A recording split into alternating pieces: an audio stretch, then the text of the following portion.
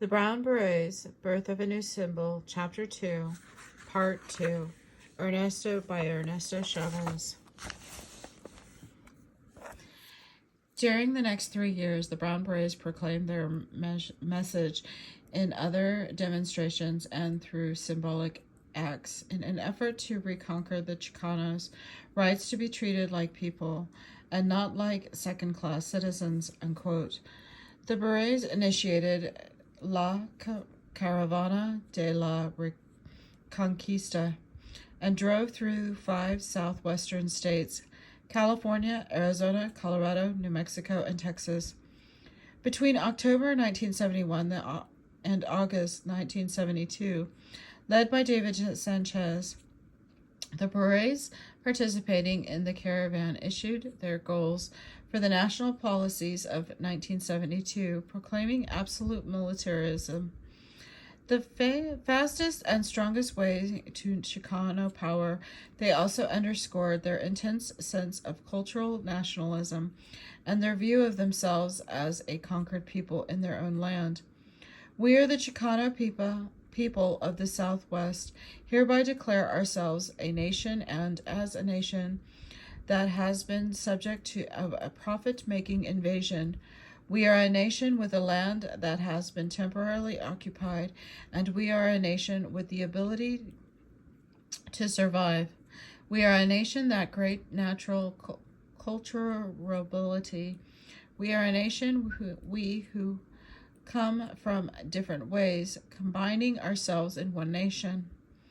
The Berets called for reclaiming the Southwest and dramatically, though only symbolically, demonstrated their resolve on August 30th, 1972, by invading Santa Catalina Island off the southern California coast and remaining there for nearly a month until September 22nd.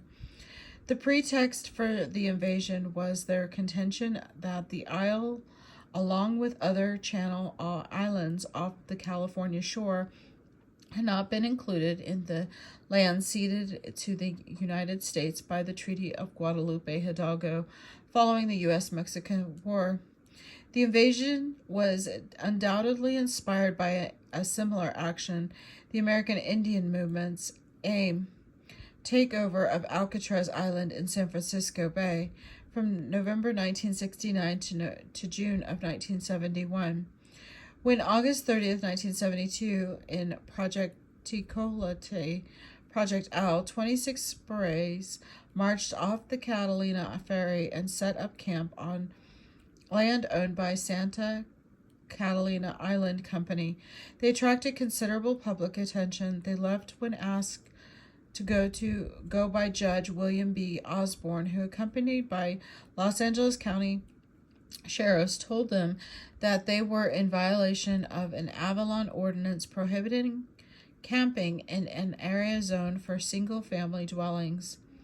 Following the warning, they unceremoniously abandoned Campo Tecolote, unquote. The Catalina Island incident marked the last of the Berets' attention-grabbing exploits. Shortly thereafter, quarreling among the leaders robbed the organization of its effectiveness, and it gradually disappeared.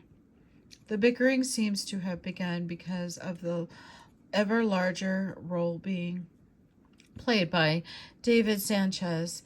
He had always been prominent, first because of his inspiring jailhouse writings that galvanized the Berets during their earliest months, and later because of his role as editor of La Casa.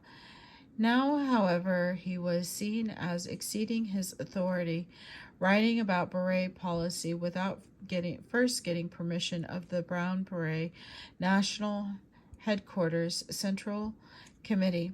He was also accused of having violated basic Beret tenets by killing a fellow member of committing rape. The final insult came when the Central Committee charged him with stealing money from the Berets. The committee fired him on October 21st, 1972. Sanchez responded by calling a press conference and announcing that he was resigning and disbanding the organization. The Berets, he claimed, had a membership of 5,090 chapters, but he was dissolving the group because others were using it as a vehicle for their own purposes, unquote, and he feared there would be bloodshed. He also attributed his action to police harassment and infiltration, internal squabbles, and hippieism among members, which ruined discipline, unquote. Perhaps one reason for the Brown Berets' demise was Sanchez's narrow vision of a male-dominated Chicano community. The Brown Berets disseminated a highly masculine view of what it meant to be a Chicano, and they practiced this concept in symbolic ways. The organization's parliamentary structure, the exclusion of women from leadership positions, and the emphasis on recruiting young men as members. Almost every issue of the LA Casa featured a recruitment appeal that urged readers to, quote, join today, unquote, listing meeting dates and times, and primarily targeted lower-income males who had little formal education and were gang members. The so-called,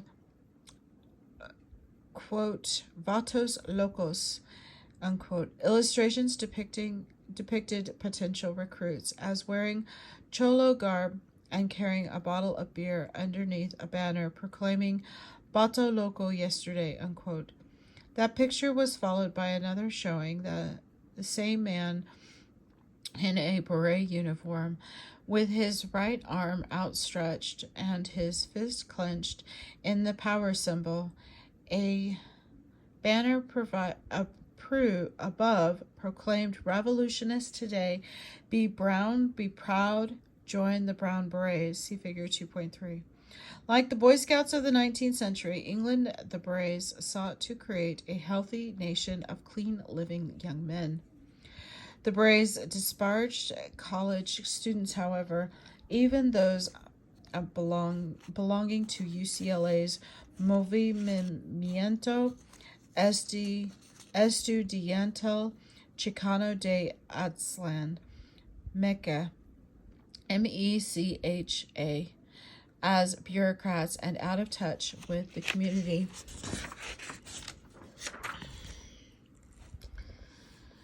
They have never been related to the off-campus Chicano community in Venice or the East Side and have alienated substantial number of the current high-potential students, a special admissions program at UCLA. This group used to be an ultra-cultural nationalist kick, affecting the speaking of Cholo dialect, which sounded ridiculous because its pronunciation had a heavy English accent. Most of these people never toked a joint until they came to college. A white hippie undoubtedly taught them how. However, they were extolling the viruses of the Cholo. As for women, the Berets patronized them and saw their contributions as of a lesser order of importance. Women were welcomed into the organization, but their roles were subordinate to those of men. They met at different times and in different buildings, where they focused on serving the male leadership needs, bailing them out of jail, organizing a fundraiser for their activities, or typing the newspaper that carried information about men's actions. The men, on the other hand, busied themselves with the more weighty questions, planning demonstrations and discussing beret policies and strategies. Women played a significant role in La Casa, yet the newspaper's description of their activities indicated otherwise. In an article entitled "Beautiful Bronze Women All Over Aztlán," Gloria Arellanes wrote that women are, quote, are beginning to realize how valuable they are in beauty and the movement, unquote. Your role will be whatever you have to offer your people, whether it be leadership, a good rap, cooking, or just to become involved. aware and educated, but find out. Every person has something to offer. Every person is invaluable. Get your head together, be aware, teach your awareness to those that are lost. Teach your awareness to all those around you. That awareness took the form of an anonymously written love poem, Mi Amor. In a subsequent issue, quote, "To my eyes, a Chicano is an exotic queen. She radiates a glow of exquisite sheen," unquote. Certainly these Satyrian lines only heightened the objectification of women. They were, as George Moss has said of women within other national discourses, sedate rather than dynamic, providing the, quote, "backdrop against which men determined the fate of nations," unquote. In other La Casa article, Chicans de Aztlan, the author claimed that women in the Brown Beret organization have left behind the traditional role that Chicana has held for the past hundreds of years, unquote. But his new description of their new duties and assignments were supportive roles. Anything from getting a brother out of jail to planning a fundraiser, unquote. Frequently, women acknowledge their traditional status. "We're not talking about women's liberation," announced one woman, "because, that's not ours. We're talking about our Raza's liberation, and in order to get our Raza liberated, we all have to work together within our Raza," unquote. By denying women full and meaningful participation in the struggle for liberation, the Brown Berets not only had restricted concept of community, but also lessened the attractiveness of their organization to women's participation.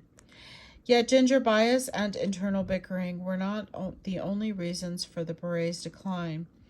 From the beginning, they were plagued by harassment from law enforcement authorities and weakened by infiltrators. Besides Somalia, there were at least two other local infiltrators. Police officer Abel Armas began working within the Berets in 1967, while a member of the LAPD's criminal conspiracy section. A year later, he was joined by Los Angeles County Deputy Sheriff Robert Acosta. He remained undercover from May 1968 through April 1969. Their assignments resulted from law enforcement belief that the Berets were a subversive organization involved in bombings, fires, and the killings of deputy sheriff and policemen. Acosta later testified that he attended many Beret functions, but never saw anyone commit a criminal act. Documents obtained through the Freedom of the Information Act reveal that beginning in March 1968, the Federal Bureau of Investigation also began investigated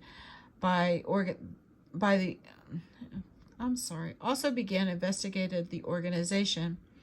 The reason for doing so was the FBI's belief, shared by other law enforcement agencies, that the Berets were controlled by rabble-rousing Mexican Americans who were apt to incite racial violence and therefore posed a threat to national security.